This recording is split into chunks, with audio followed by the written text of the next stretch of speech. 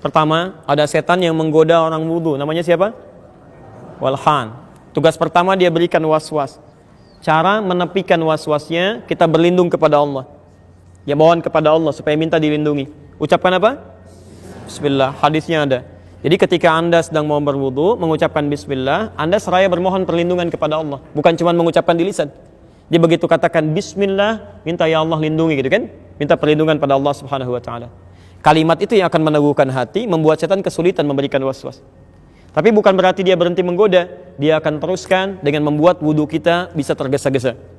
Maka caranya, kata Quran, ya kalimatnya, mulai sempurnakan wudunya. Bagaimana cara menyempurnakannya? Kita mulai dengan hadis riwayat Al-Bukhari nomor hadis 159. Ya, kita turunkan hadisnya.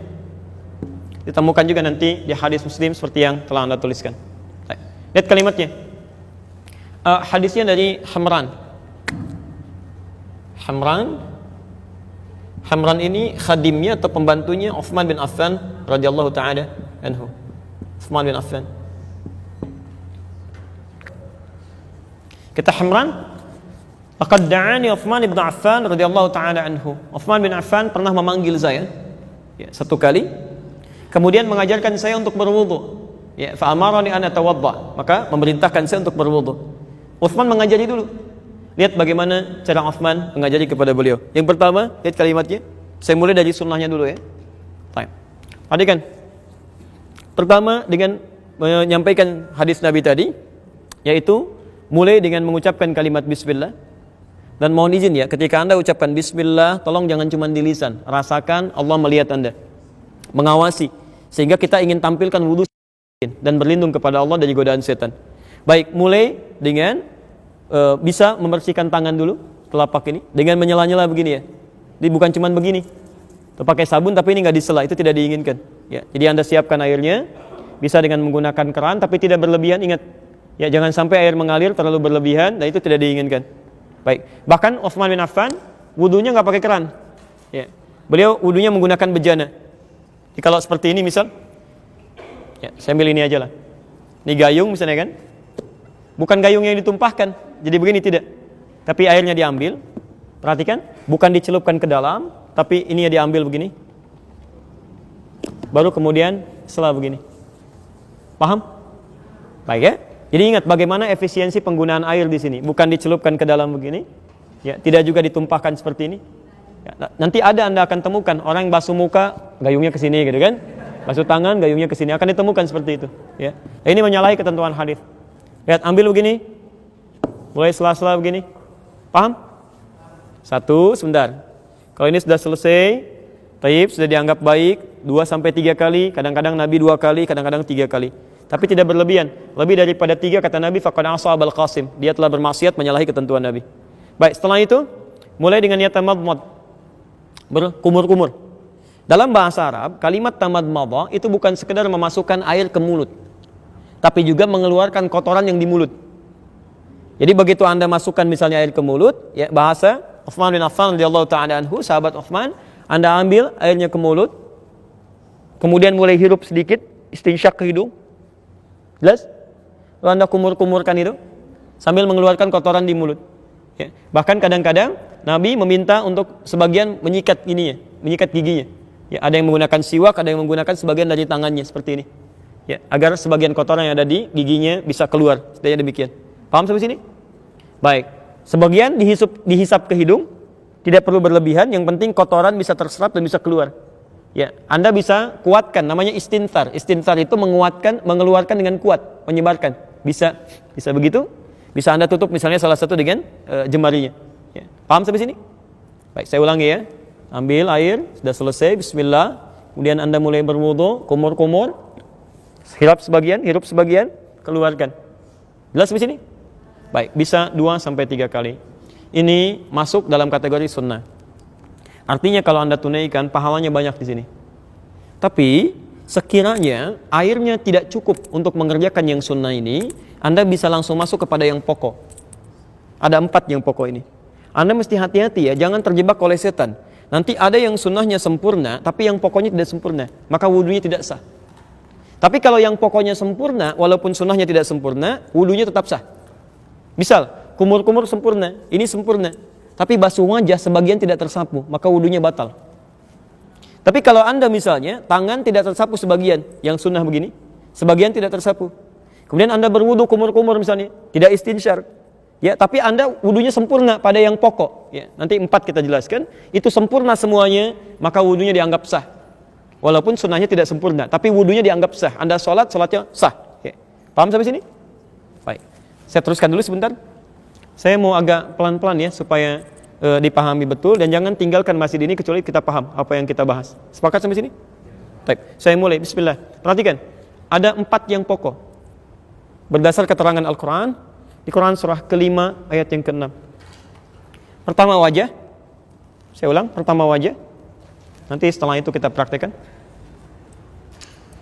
Pertama wajah. Kedua, tangan sampai siku. Tangan sampai siku. Ketiga, kepala. Dan yang keempat, kaki sampai kedua mata kaki. Alhamdulillah. Kaki sampai kedua mata kaki. Wajah, tangan sampai siku, kepala, dan kaki sampai kedua mata kaki. Jelas? Berarti itu 4 yang pokok ya. Selebihnya sunnah. Ya, selebihnya adalah sunnah. Jadi kalau teman-teman di jalan misalnya menemukan air yang sangat terbatas tapi cukup bagi yang 4 ini, jangan dulu tayamum.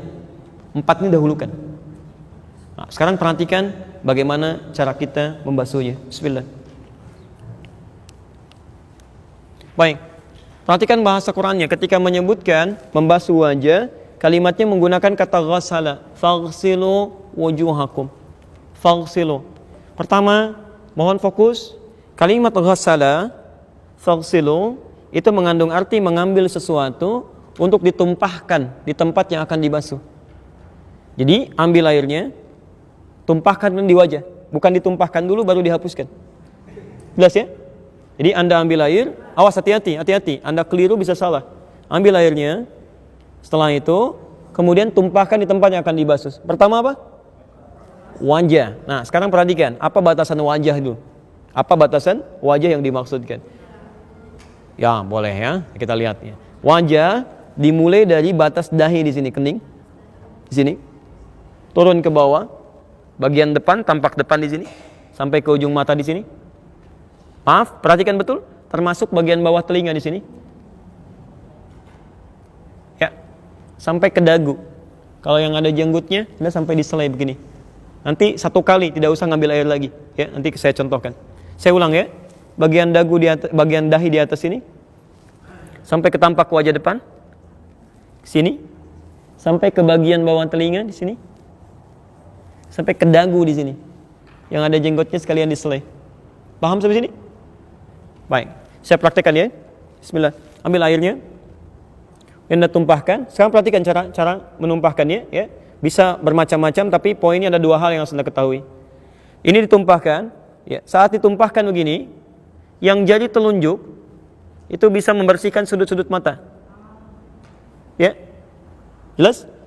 Anda ambil airnya, tumpahkan, yang telunjuk membersihkan sudut-sudut mata di sini. Ya, sehingga insya Allah ketika Anda berwudu seperti ini, kotoran di mata pun bisa keluar.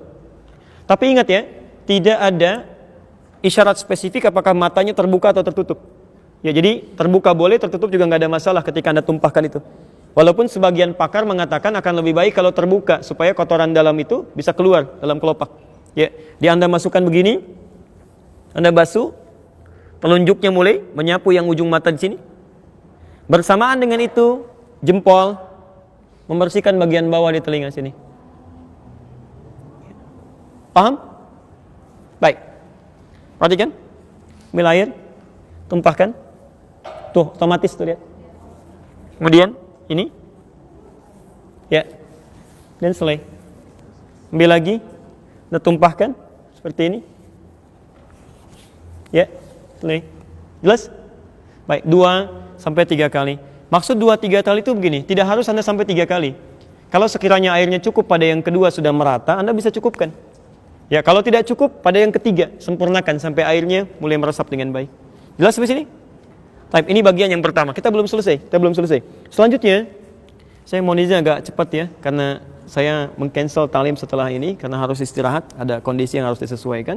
Jadi mohon izin untuk bisa lebih fokus. Baik. Sekarang perhatikan, setelah wajah apa?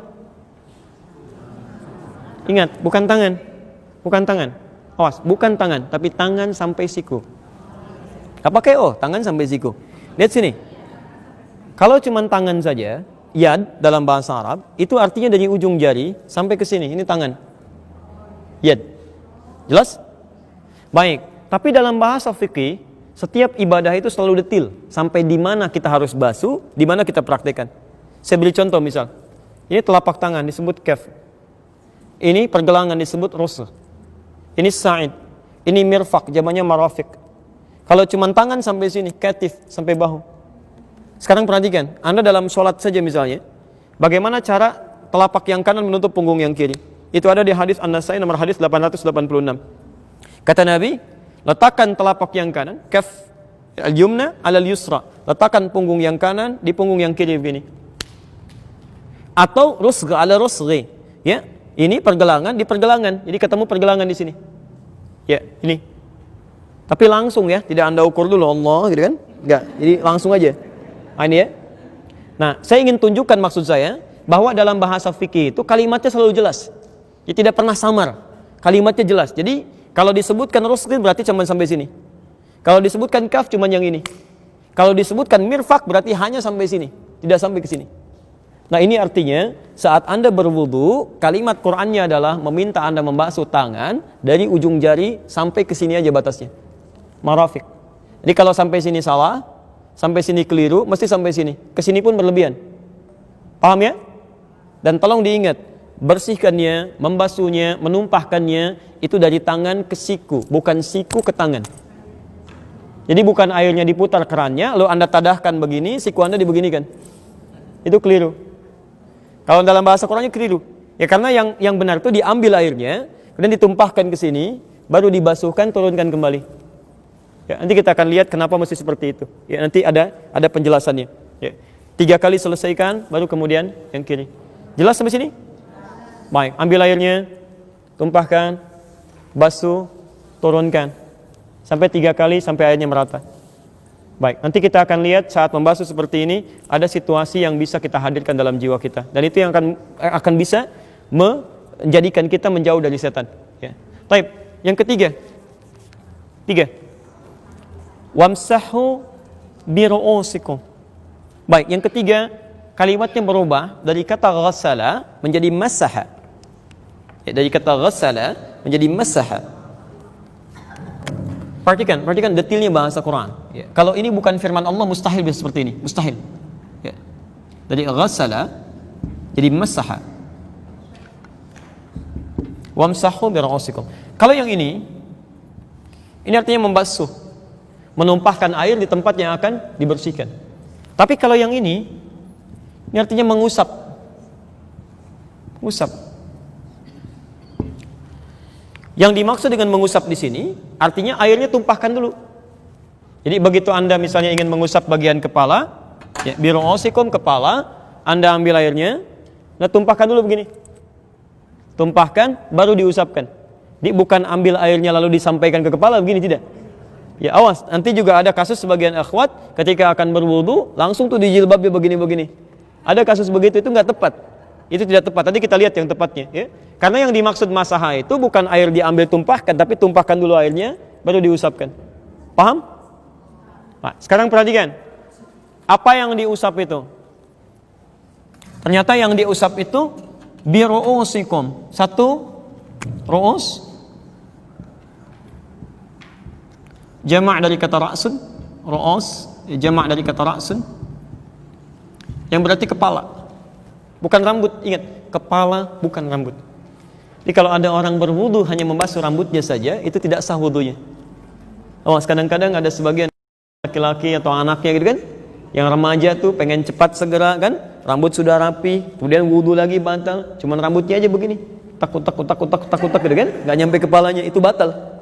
Dia nggak sah wudunya, harus mengulang dia. Ya, paham sampai sini? Nah, ini nikmat dari Allah Subhanahu wa taala, disebutkan kepala, sehingga semua orang bisa berwudu dengan baik. Kalau disebutkan rambut kan yang nggak punya rambut repot ya. Time. Dan ini yang menarik. Ketika Allah meminta mengusap kepala, menggunakan huruf ba di situ. Wamsahu biruusikum. Padahal Allah bisa mengatakan begini, wamsahu ruusakum. Tapi pakai ba di sini. Biruusikum. Ya, kalau kalimatnya hanya sekedar mengatakan wamsahu ruusakum tidak menggunakan ba, maka semua kepala wajib dibasuh dari depan sampai belakang. Habis. Tapi ketika menggunakan ba dari 14 fungsi tadi, ya, di sini terdapat 3 fungsi utama. Ba dalam huruf ini. Ya. Nanti ada orang Indonesia yang kuliah di Al-Azhar, alhamdulillah dapat gelar doktor S3 hanya membahas huruf ba ini aja. Ba di ayat ini dibahas dapat doktor tuh. Ya. Ya, teman-teman yang belum silahkan, masih ada huruf ta, huruf da, huruf jim, huruf sampai ya tuh. Masya Allah, luar biasa. Ya. Di bahasa Arab itu, saya di jurusan bahasa Arab itu luar biasa. Bukan cuman kalimatnya, hurufnya, harokatnya ada maknanya. Ya, makanya Masya Allah Quran turun dengan bahasa Arab tuh banyak hikmah di situ. Ya, banyak hikmah. Nah, sekarang ba yang pertama itu bermakna istighraq namanya. Ba al-istighraq, yaitu ba yang menunjuk kepada makna holistik luas, tanpa batas. Ya, al-istighraq namanya. Ba yang menunjuk pada makna yang luas tanpa batas, al-istighraq. Ya. Artinya pada yang pertama ini Anda diperkenankan untuk membasuh kepala, mengusap kepala setelah airnya ditumpahkan. Misal Anda ambil airnya, Anda tumpahkan begini, kemudian Anda usap dari depan sampai belakang seluruhan kepala. Jelas? Ya, nanti setelah itu kalau hadis dari riwayat Utsman bin Affan radhiyallahu taala anhu, sambil telinganya kemudian sekaligus ya dibersihkan. Jadi tidak mengambil air lagi. Kalau hadis dari riwayat Utsman bin Affan radhiyallahu taala anhu, Anda ambil begini, tumpahkan, bersihkan kepala sampai ke sini, kemudian baru ke telinga di sini. Ya. Baik. Jadi lihat membersihkan telinga ya, yang telunjuk ini bagian di dalam di sini. Yang jempol bagian belakang sini. Jadi begitu Anda usap sini, kembalikan ke sini, kemudian ke telinga di sini. Ya. Jelas di sini? Paham ya? Baik. Ada hadis yang kedua yang menunjukkan Anda boleh membasuh ya atau mengusap bagian kepala kemudian mengambil air lagi untuk basuh telinga. Itu ada hadisnya. Jadi untuk basuh telinga ini sifatnya fleksibel, bisa langsung dari kepala kemudian ke telinga, bisa langsung kepala dulu ngambil air untuk telinga. Jelas di sini? Baik. Sekarang perhatikan, ini yang unik. Kenapa menggunakan huruf ba? Karena tidak setiap orang ya, punya potensi bisa menyapu, mengusap semua kepalanya. Mungkin ada orang yang mohon maaf, ada luka sebagian di kepalanya. Ada ikhwan yang kena luka misalnya kan, nggak bisa diusap semua. Bagaimana caranya? Maka fungsi ba di sini adalah fungsi yang kedua, namanya at-tab'id ma'at tahdid. Ya, membasuh sebagian dari kepala itu, tapi ada batasnya. Sampai ubun-ubun sini. Jadi kalau Anda sedang ada persoalan, kemudian tidak membasuh, tidak bisa mengusap secara keseluruhan, Anda boleh mengusap sebagian dari kepala, batasnya di ubun-ubun di sini. Ya. Dan Masya Allah, ini juga bagian dari kemudahan untuk akhwat misalnya kan. Ada yang sedang berkerudung, berhijab, tidak bisa misalnya membuka di tengah-tengah kebanyakan orang, misal sebagian tertentunya, ini boleh, Anda tidak usah lepas jilbabnya. Ya, Anda ambil airnya, tumpahkan, misalnya di sini aja, sah wudunya. Ya, sah, itu sah wudunya. Ingat, awas ya, nggak enak itu karena belum terbiasa. Karena belum tahu ilmu, membiasakan sesuatu yang keliru, belum membiasakan sesuatu yang benar. Dia nggak usah dicopot, apalagi misalnya ada yang ngambil air, dibasah-basahin di sini, gitu ya. Nah, itu nggak tepat ya. Islam itu memudahkan, tidak menyulitkan. Baik. Bahkan yang ketiga, ba di sini berfungsi at-tab'id min dunit tahdid. Tab'id sebagian dan tidak dibatasi. Jadi kalaupun di sini ada masalah misalnya, yang penting Anda basuh sebagian kepala sudah sah wudunya. Anda ambil, misal di sininya susah, basuh yang ini. Basuh yang ini, basuh yang belakang, sepanjang masuk dalam bagian kepala di sini itu sudah sah wudunya. Di sini Nabi ajarkan pada sahabat, sahabat ajarkan pada tabi'in, tabi'in sampaikan pada ulama. Semua sepakat, sahabat sepakat, tabi'in sepakat, ulama sepakat. Tidak ada perbedaan pendapat di sini. Sepakat sampai sini? Harus sepakat. Sahabat saja sepakat, tabi'in sepakat, ulama sepakat. Anda bukan sahabat, bukan tabi'in, bukan ulama, nggak sepakat. Aneh Anda. Masih begitu saya pulang gitu kan? Wah, jelas sampai sini? Alhamdulillah. Yang terakhir pelan-pelan ya.